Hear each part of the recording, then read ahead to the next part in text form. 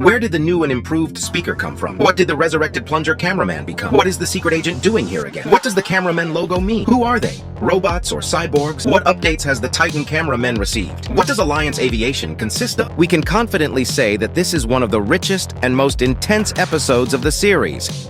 I would even say this is one of the best episodes. As many as 4 spoilers were provided for it in the author's official channels. I'm also pleased with the length of the video, which is a full minute and a half.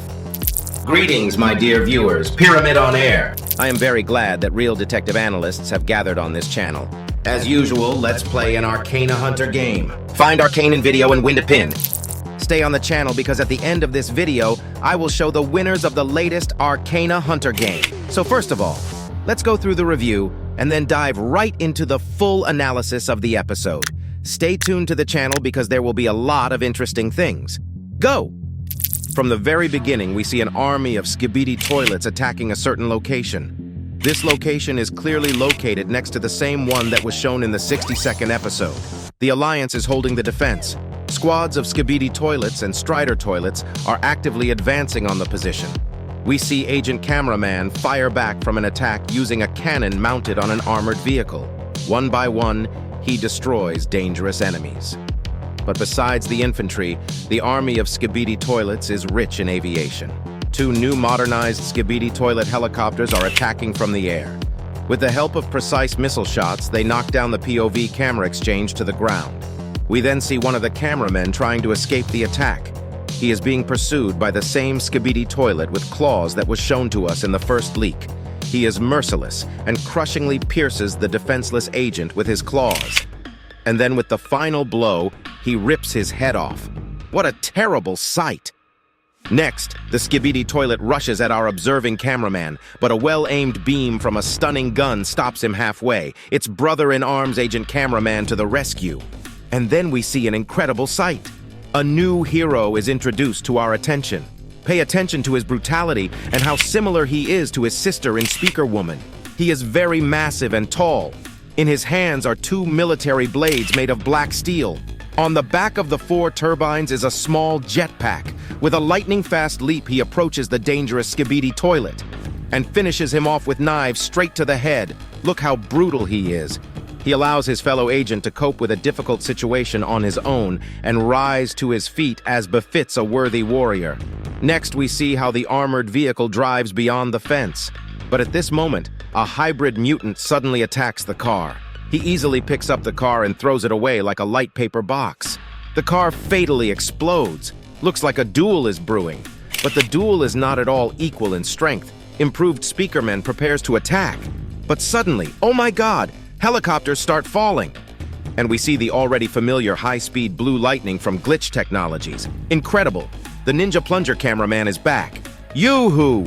The ruthless destruction of the hybrid mutant instantly begins. Blow after blow, he receives heavy defeats. The familiar plungers begin to stick into his head. You're right, he's back. How long have we waited for him? Look at his new combat transport. This is some crazy idea. Yes, we were not mistaken. This is a modernized armored toilet. It's shockingly cool at the same time. And a lot of fun. Cameraman in a red shirt begins to laugh fervently at the cameraman's plunger updates, for which he gets a plunger in the head. I'm a miracle, look at his new legs. They are just like new. The affected plunger cameraman once again sends his colleague Agent to hell. In turn, the second cameraman supports him with a finger up, and it gets reciprocated. At this moment, the mutant hybrid comes to his senses. But he doesn't have time to do anything because the large speaker deafens his power with a sound wave. And he finishes with a control blow of the blade right to the head. We can also notice that the large speaker is seriously wounded by a blow to the heart and his arm is torn off. But this is not the end because a huge bomber plane appears in the sky. This Skibidi army aircraft is attacking again. Well, his attack is quickly overwhelmed by accurate rocket strikes. Look who it is. How cool is it that our 2 favorite Titans are accompanying a column of Alliance troops, shooting down a bomber along the way? Where are they going, and what happens next? Okay, now let's dive into the analytics block. Let's look at all the Easter eggs and secrets in detail. Watch the video to the end, and you will learn a lot of interesting things. Let's get started. Please note there is a new super gun. It is quite powerful and not like the paralyzing beam cannon. I think in some cases it will be more effective. By the way, please note that POV camera main survived after being hit by 2 missiles. What do you think about this? Most likely there are 2 options here, or the cameramen have been upgraded to a more powerful level, or this particular operator is something special and we will have a new hero. You can also pay attention to the hybrid mutant in the last episode. He didn't have a jetpack. But now look carefully. He has a jetpack with some kind of strange pipe. Perhaps it is made for better protection. Next, pay attention to the cameramen sitting on an armor-piercing vehicle.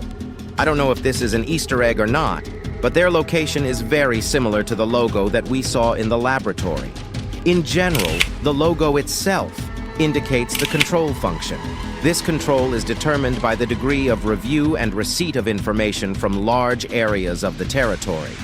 That is, thereby we can say that the main function of the camera exchange is data collection. Now let's take a closer look at Dark Speakerman. Where did it come from and who created it? The first time we see the Speakerman wearing a red shirt is episode 24. Well, this character is clearly smaller in size and has a different head. In the 63rd episode, we see its modernization? Or is this a completely new and completely different speaker? Write your opinion in the comments. And so, Dark Speakerman. Firstly, he has quite impressive growth. We also see that his column is different from the others. If you compare his head with the head of a female speaker, then we will see that his head is darker and more brutal. It does not have special recesses for inserting knives. In his hands are 2 black combat knives, which he masters perfectly. On the back, there is a small jetpack with 4 turbines that allows you to move quickly and close the distance with the enemy. We also see a classic black suit, black pants, black shoes, black tie, dark red shirt, black leather gloves. It is also worth paying attention to his brutal character. He is not inclined to kindness and tenderness. The same cannot be said about a woman speaker. She is more cheerful and relaxed. She easily comes to the rescue. We will also notice that they have similar fighting skills and use 2 knives. Well, we haven't seen all the capabilities of the Dark Speaker yet. How do you think they are related to each other? Is it brother and sister, or are they in a relationship? Or maybe it's the daughter and the father. Write your theories in the comments. Another important detail that we can notice is the blood on the bodies of the agents. This time, we clearly see when the head is torn off that the blood has a red tint. This is no longer machine fluid, or oil, for example.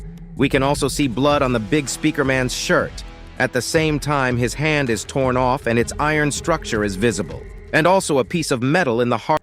Therefore, we can confidently say that most agents are cyborgs, and only some of them are robots. For example, such as medical engineers. A robot can be distinguished by its mechanical movements and composure. You may be asking, where is Titan TV Man? I have a theory that Titan TV Man will appear only after the battle between the Skibidi scientist and the Alliance is in full swing. At the moment when the balance is destroyed, the TV Man Titan will appear to restore it. What do you think about this? Write in the comments. Now let's turn our attention to the updated Plunger cameraman. As you have already noticed, the glitch toilet caught in episode 54 was carefully eliminated so as not to damage the technology, and its toilet was integrated with our favorite hero. There are armored plates on the toilet itself. Now there are additional rigid combat structures in the front. These are 4 guide blades for the ram. We also see that the toilet is controlled by hands with the help of special bracelets that a plunger inserts into your hands. There are aerodynamic blades on the back of the toilet cistern. They help cut through the air and accelerate. At the same time, they injure the enemy at high speed. Note that the same aerodynamic blades are used by Skibidi scientists. We can also spot a cannon plunger, 2 large ones on the sides and 2 small ones on top of the tank. Also note that the tank has a drain. I'm very interested in what will happen if someone pulls on this drain. Will the plunger wash me away? If so, where? From now on, we can see that his legs are completely restored. Although according to many theories, it was assumed that he would have the same legs as the scientist cameraman. There is some kind of special device behind the plunger's back. Most likely, this is a special retainer that helps to hold tightly to the glitch in the toilet so as not to fall out of it at high speed. The author introduces a new gesture as a standard. By the way, I want to note that the author of the series is introducing a new gesture. This gesture will clearly become the new standard.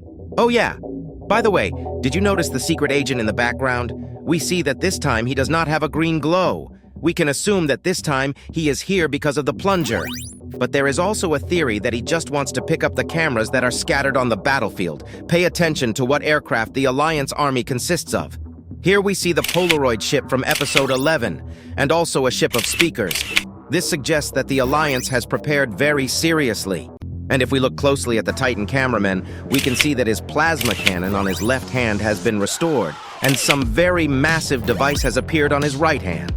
As we all know very well, he has a magnetic attraction gun on his right hand. But this time, there is clearly some kind of super modification here. What kind of device is this? What do you think? Please write in the comments. Friends, this episode was actually very intense. Most likely, I will do more additional analysis.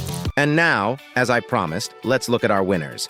And so in the previous videos, the winners were Stefano DeSarno, 2573, Wong Sukfun, 6620, Seals Serenity, 4423. My congratulations, dear friends. In order not to miss my next videos, be sure to like and subscribe to the channel. See you in new videos.